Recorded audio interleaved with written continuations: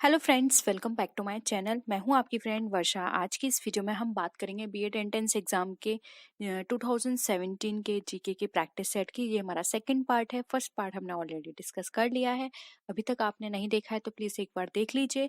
इससे आपको एक आइडिया लग जाएगा कि 2017 में जो आपसे क्वेश्चंस पूछे गए थे एग्जाम में, उसका लेवल किस तरह का था, जिसके अकॉर्डिंग आप अपने 2021 की प्रिपरेशन कर पाएंगे। ठीक है। और इसके पीडीएफ जो है आपको मेरे टेलीग्राम ग्रुप पर मिल जाएगा, तो टेलीग्राम ग्रुप ज्वाइन कर लीजिए। लिंक अभी वर्क नहीं कर रहा है तो आप टेलीग्राम ग्रुप पर जाके माय कॉमर्स इन्फो सर्च कीजिए। आपको दो ग्रुप मिलेंगे, एक होगा माय कॉमर्स इन्फो के नाम से, दूसरा ग्रुप मिलेगा आपको माय कॉमर्स इन्फो डिस्कशन के नाम से। दोनों को ज्वाइन करना है और वहां पर आपको पीडीएफ मिल जाएगा, तो आप वहां से डाउनलोड कर लीजिएगा।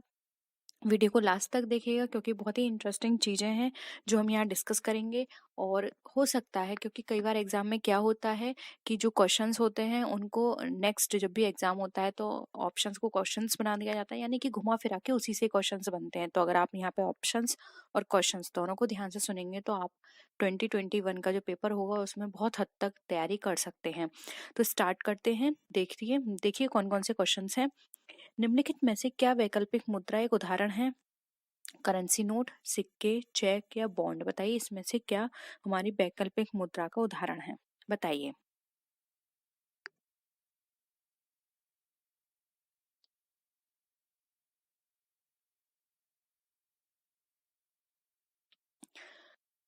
आपको पता होगा वैकल्पिक मुद्रा क्या होती है। देखिए हमारी मुद्रा को दो पार्ट में डिवाइड किया गया है। एक होता है हमारा कानूनी निविदा और दूसरा होता है हमारा वैकल्पिक मुद्रा। कानूनी निविदा वो होता है जो कानून द्वारा स्वीकृत है, यानी कि वो हमें लेने ही है। वैकल्पिक मुद्रा वो होती है जिसके लिए हम लीगली बाउंड नहीं है। अगर हम चाहें तो वो हम उसको स्वीकार करेंगे, यानी एक्सेप्ट करेंगे। और अगर हम नहीं चाहते कि उसमें हम पेमेंट लें तो हम उसको, जरूरी नहीं है कि हम उसको एज अ अपनी मर्जी के खिलाफ उसको एक्सेप्ट करें। ठीक है। तो वैकल्पिक मुद्रा है। अब देखिए यहाँ पर करेंसी दे रखा है, सिक्के दे रखे हैं, बॉन्ड दे रखे हैं, चेक दे रखे हैं। तो देखिए इसका जो राइट आंसर हो जाएगा वो हो जाएगा सी, चेक। चेक हमारा वैकल्पिक मुद्रा है। जरूरी नहीं है कि हम चेक में एक्सेप्ट करें, लेकिन करेंसी नोट, सिक्के यहाँ पर एक्सेप्ट करना जरूरी होता है। सिक्के के लिए भी एक लिमिट है, उस लिमिट तक आपको एक्सेप्ट करना ही होगा। ठीक है। नेक्स्ट है गोल्डन हैंडशेक स्कीम का संबंध है विदेशी कंपनियों को बुलाने से, लोक उद्यमों में निजी निवेश से, संयुक्त उद्यमों की स्थापना से या फिर स्वैच्छिक सेवानिवृत्ति से। बताइए।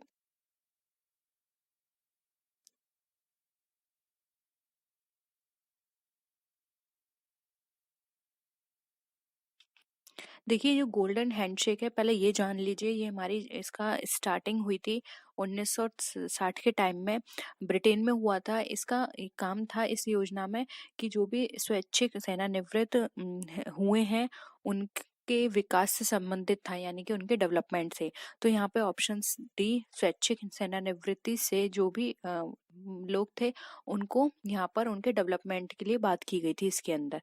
तो यहाँ पे ऑप्शन डी राइट है। अब देखिए ये क्वेश्चन कितना अलग है 2017 में जो पूछा गया है। ठीक है। तो कुछ आप थोड़े जो भी आपके जो जनरल अवेयरनेस है उस पर भी ध्यान दीजिए। निम्नलिखित में से किन पंचवर्षीय, अब देखिए पंचवर्षीय योजना पूछा है, पंचवर्षीय योजना जरूर पढ़िएगा। इनका टाइम पीरियड और इनका ऑब्जेक्ट क्या था, कौन सी पंचवर्षीय योजना किस पर फोकस करके बनाई गई थी, ये आपको याद रखना है। ठीक है। पंचवर्षीय योजना में वास्तविक विकास दर लक्षित विकास दर से कम थी, यानी कि हमें इसमें बताना है कि कौन सी पंचवर्षीय योजना थी जिसमें वास्तविक विकास दर, उनके लक्ष्य की जो विकास दर उन्होंने, यानी कि जो भी उन्होंने टारगेट रखा था उससे कम थी। आठवीं पंचवर्षीय योजना, चौथी, पांचवी पंचवर्षीय या फिर सातवीं पंचवर्षीय योजना। बताइए।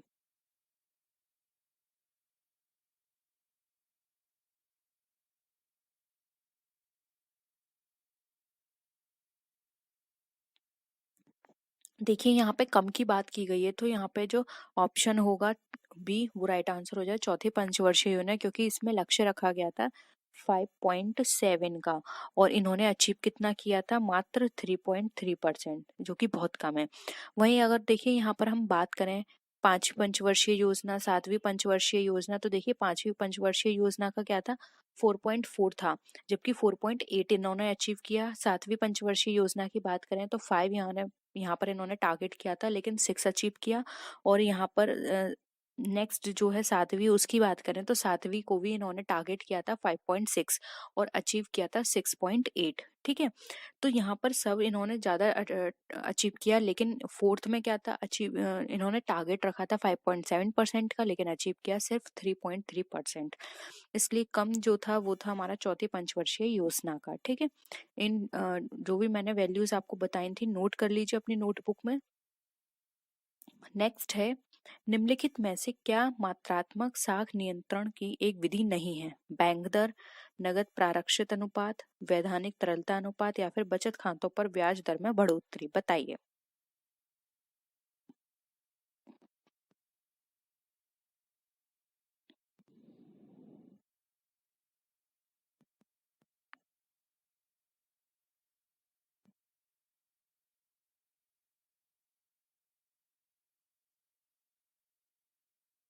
देखिए, यहाँ पे मात्रात्मक साख की एक कौन सी विधि नहीं है, तो वो है यहाँ पर आप खुद बता दीजिए, नहीं तो फिर मैं आपको बताती हूँ।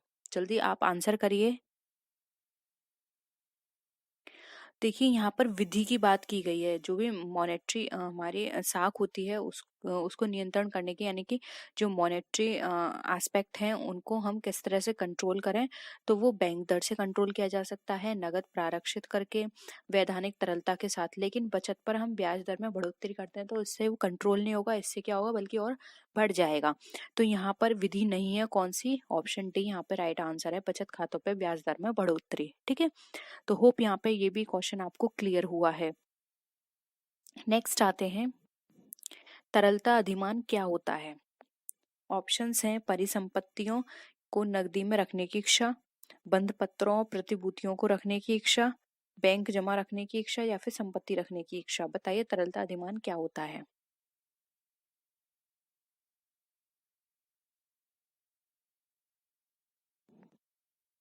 बहुत ही सिंपल है, ये भी जल्दी से आंसर करिए। देखिए, तरलता अधिमान का मतलब होता है कि आपने पढ़ा होगा कुछ लिक्विडिटी बैंक के अंदर रखी जाती है, तो वो होता है बैंक जमा रखने की इच्छा, यानी कि बैंक में कुछ जमा करने की इच्छा को हम तरलता अधिमान कहते हैं। तो ऑप्शन सी यहाँ पे हमारा राइट है। नेक्स्ट क्वेश्चन है, प्रति सेकंड एक खरब गणना करने की क्षमता से युक्त परम 10,000 कंप्यूटर का निर्माण किसने किया था? देखिए, इतना घुमा फिरा के दे दिया, सीधे सीधे ये है कि परम 10,000 किसने बनाया? एसर, आईबीएम, सीडैक या फिर इंटेल। बताइए।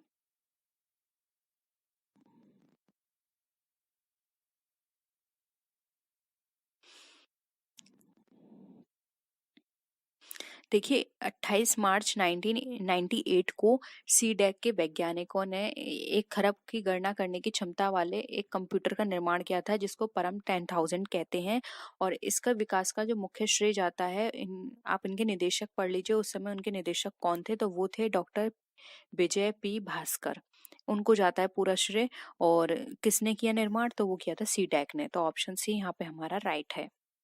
नेक्स्ट आइए, अब यहाँ पर आपको बताना है डीटीपी को विस्तार करें, यानी कि विस्तार करें का मतलब है इनकी फुल फॉर्म बतानी है। तो बताइए डीटीपी की फुल फॉर्म क्या है? Desktop publishing, daily top publishing, desktop publishing या फिर डेवलपमेंट ऑफ पब्लिशिंग। बताइए। आपने बहुत बार ये सुना होगा डीटीपी। देखिए, इसका जो राइट आंसर है या इसकी जो फुल फॉर्म है वो है डेस्कटॉप पब्लिशिंग। तो ऑप्शन यहाँ पर क्या हो जाएगा? ए राइट आंसर हो जाएगा। ठीक है, नेक्स्ट है, गुट निरपेक्षता से तात्पर्य है अपनी नीति को चुनना, शक्ति पुंजों से तटस्थता, विश्व में शांति एवं एकता लाना या फिर तृतीय विश्व की शक्ति होना। बताइए गुट निरपेक्षता का क्या कार्य है या क्या मतलब है?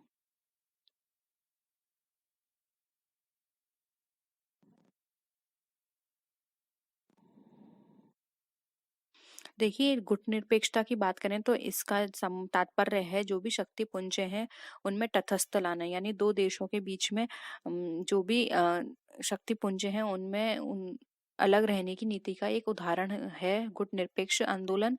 और इसके पहले सम्मेलन की बात करें तो इसका जो पहला सम्मेलन हुआ था वो हुआ था हमारा बेलग्रेड में। ठीक है, तो ऑप्शन बी यहाँ पे हमारा राइट है। नेक्स्ट है, और ये बहुत ही इंपॉर्टेंट क्वेश्चन है, ये हर बार पूछा जाता है, भारत राष्ट्र संघ का सदस्य कब बना? 1945, 47, 50 या 54 में? बताइए।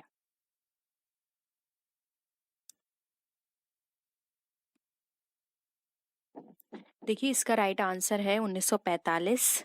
भारत जो है राष्ट्र संघ के संस्थापक सदस्य देशों से था और भारत वर्ष 1945 में इसका राष्ट्र संघ बना था। और इसके 2 साल बाद जबकि इसके 2 साल बाद 1947 में भारत आज़ाद हुआ था। यानी कि आप ऐसे याद रखिए, अपनी आज़ादी से 2 साल पहले इसका सदस्य बन चुका था। ठीक है। और इस या फिर ऐसे ये भी याद कर सकते हैं कि ये 45 में हुआ था और इसके 2 साल बाद हमारा देश आज़ाद हो गया था। ठीक है। नेक्स्ट देखिए, संयुक्त राष्ट्र संघ की महासभा के अनुसार किस तिथि को अंतर्राष्ट्रीय शांति दिवस मनाया जाता है? 1 सितंबर, 14 सितंबर, 21 सितंबर या फिर 30 सितंबर?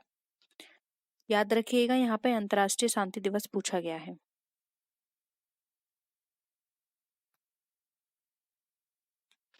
देखिए शांति दिवस का पहले यहाँ पे मीनिंग समझ लीजिए। तो शांति दिवस का मतलब यहाँ पर ये है कि बिना किसी लड़ाई के शांति को बढ़ावा देना। ऐसा नहीं है कि आप शांति चाहते हो लेकिन आप लड़ रहे हो। ठीक है, बिना लड़ाई के शांति को बढ़ाना है यहाँ पर। और यानी कि किसी भी हिंसा से बचाव को बढ़ावा देता है, किसी प्रकार की हिंसा नहीं होनी है और जो युद्ध विराम तोड़ने की स्थिति से उत्पन्न होती है। ठीक है, तो यहाँ पर एक तरह से ये है कि शांति हमें रखनी है बिना किसी लड़ाई के, और इसको मनाया जाता है 21 सितंबर को। तो ऑप्शन सी यहाँ पे हमारा राइट है। नेक्स्ट है, विश्व व्यापार संगठन का मुख्य उद्देश्य क्या है? विश्व व्यापार के लिए सद्भावनापूर्ण बाजार बनाना, विश्व व्यापार की मात्रा में वृद्धि करना और प्रतिबंधों की समाप्ति, या फिर विश्व व्यापार के लिए केंद्र स्थापित करना। बताइए।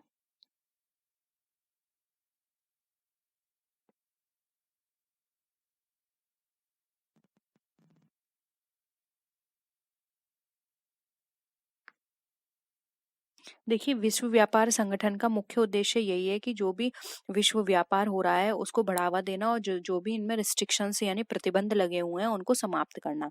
यानी कि उनको पूरी तरह से स्वतंत्रता देना कि कोई भी देश किसी भी देश से व्यापार कर सकता है। उनमें कोई भी रिस्ट्रिक्शन नहीं हो। वो रिस्ट्रिक्शन किसी भी बेस पर हो सकती है, कोटा के बेसिस पर हो सकती है, और जो आपको कस्टम ड्यूटीज होती हैं उसके बेसिस पर हो सकती है, कि उनको हटाना और ज्यादा से ज्यादा उनके बीच बहुत, हम यहाँ पर बात करें तो हेल्दी कंपटीशन हो, हेल्दी उनके साथ डीलिंग हो, ये सारी चीजें बताना ये विश्व व्यापार संगठन का मुख्य उद्देश्य है। ठीक है, तो ऑप्शन सी राइट है। अब नेक्स्ट देखिए, यहाँ पर निम्नलिखित में से कौन सा पुरस्कार खेल क्षेत्र में प्रशिक्षण के लिए दिया जाता है? साहित्य अकादमी पुरस्कार, द्रोणाचार्य पुरस्कार, अर्जुन पुरस्कार और दादा साहब फाल्के पुरस्कार। बताइए, खेल क्षेत्र से संबंधित प्रशिक्षण से संबंधित पुरस्कार किसको दिया जाता है?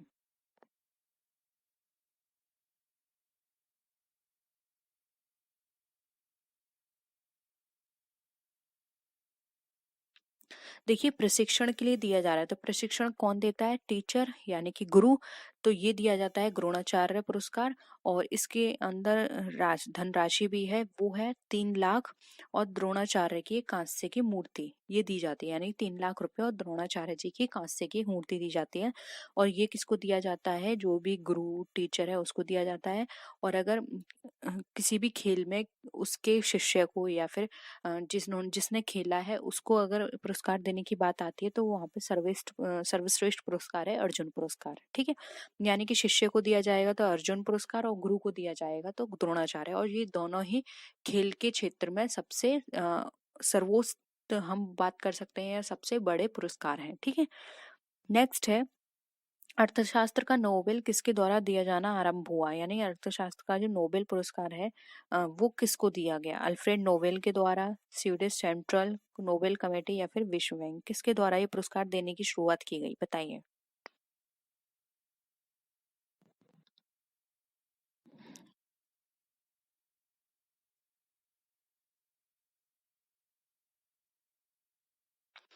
देखिए अगर हम यहाँ पर अर्थशास्त्र के नोबेल पुरस्कार की बात करें तो ये प्रारंभ किया गया था 1930 में।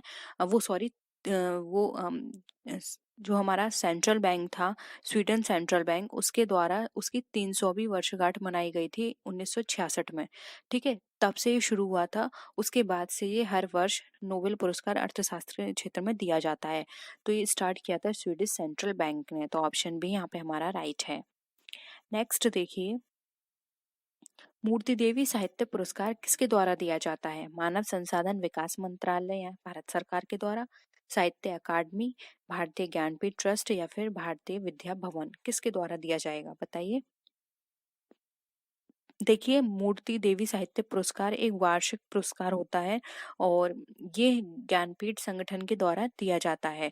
तो यहाँ पे ऑप्शन सी जो है वो हमारा राइट आंसर हो जाएगा। अब ये ज्ञानपीठ के द्वारा किस क्षेत्र में दिया जाता है तो ये भी नोट कर लीजिए, भारतीय दर्शन और संस्कृति में उत्कृष्ट योगदान के लिए दिया जाता है। ठीक है, तो ऑप्शन सी राइट है।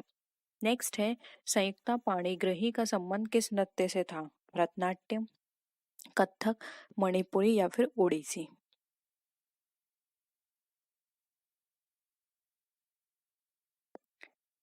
बताइए। देखिए, यहाँ पर संयुक्ता पाणिग्रही की बात करें तो ये एक ओडिसी नर्तकी थी और इनको 1975 में पद्मश्री से सम्मानित भी किया गया था। इनको वर्ष 1976 का संगीत नाटक अकादमी पुरस्कार भी दिया गया था। तो ये भी पूछा जा सकता है एग्जाम में, तो आप नोट कर लीजिए। और ये क्या थी? एक ओडिसी नृत्य थी। तो ऑप्शन डी यहाँ पे ओडिसी ना राइट आंसर हो जाएगा। नेक्स्ट क्वेश्चन है, विश्व के 7 प्रमुख सागरों को पार करने वाली प्रथम महिला कौन थी? चांदनी, बूला चौधरी, मृदुला राजीव या फिर प्रिया संभाग? बताइए।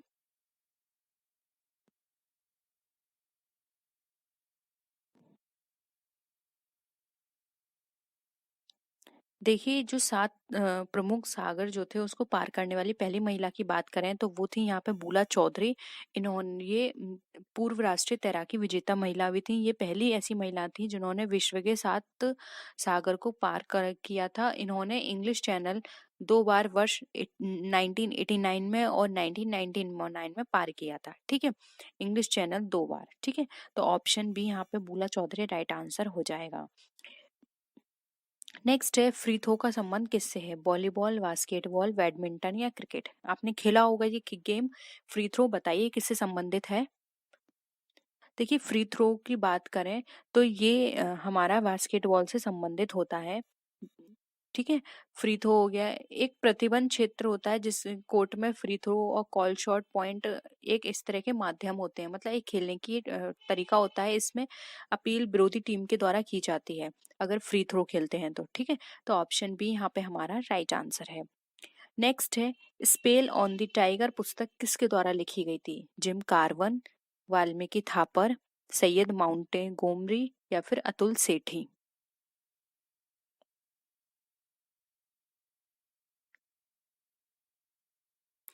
देखिए, स्पेल ऑन द टाइगर की बात करें तो ये पुस्तक लिखी थी सैयद माउंट गोमरी ने। ठीक है, आप हम आपके साथ डिस्कस कर लेंगे कुछ इंपॉर्टेंट बुक्स भी, क्योंकि बुक्स एग्जाम में आपके बहुत पूछी जाती हैं। ठीक है, तो आप मुझे याद दिला दीजिएगा। तो ये थे 43 क्वेश्चंस। होप आपको ये वीडियो पसंद आया होगा। वीडियो पसंद आए तो वीडियो को लाइक कीजिए, फ्रेंड्स के साथ शेयर कीजिए। किसी भी तरह की कोई भी क्वेरी हो तो प्लीज जरूर बताइएगा। नेक्स्ट वीडियो में फिर मिलते हैं आपसे और भी अच्छी वीडियोस के साथ। तब तक के लिए टेक केयर, बाय बाय।